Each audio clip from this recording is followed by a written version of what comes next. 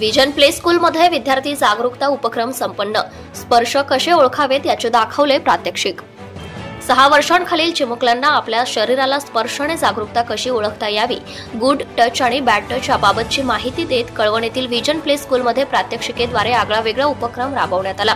लहान मुलांना चांगला आणि वाईट स्पर्श समजणे गरजेचे बनले आहे। मुलं अशा प्रकारे जागृत झाली तर लहानपणी होत असलेले अत्याचाराचे प्रसंग नक्कीच टाळता येतील, यासाठी हा उपक्रम राबवण्यात आला। कळवण येथील विजन प्ले स्कूलमध्ये 6 वर्षांच्या आतील मुलींना खेळातून, अनुभवातून आणि प्रात्यक्षिके दाखवून लहान मुलांचे मन कोमल आणि नाजूक असते, त्यामुळे त्यांच्या पद्धतीने समजावून देत वेगवेगळ्या प्रसंगांना कसे सामोरे जायचे याबाबतची माहिती स्कूलच्या संचालिका मुख्याध्यापिका श्रीमती सुजाता यादव यांनी मुलांशी संवाद साधत सांगण्यात आले। अनेकदा कोणी केलेल्या स्पर्शामुळे लहान मुलांना अस्वस्थ वाटते, अशा वेळी त्यांना बॅड टच असे म्हणतात। हे कसे समजावून सांगण्यात आले।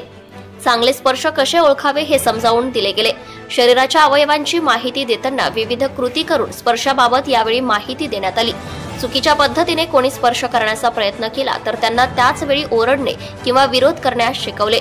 काही लोक चॉकलेट किंवा खेळण्याचा आमिष दाखवून मुलांना उचलून घेऊन जातात, त्यांना अयोग्यरित्या स्पर्श करतात। अशा वेळी आमिषाला बळी न पडता तेथून पळ कसा काढायचा हे शिकवले गेले।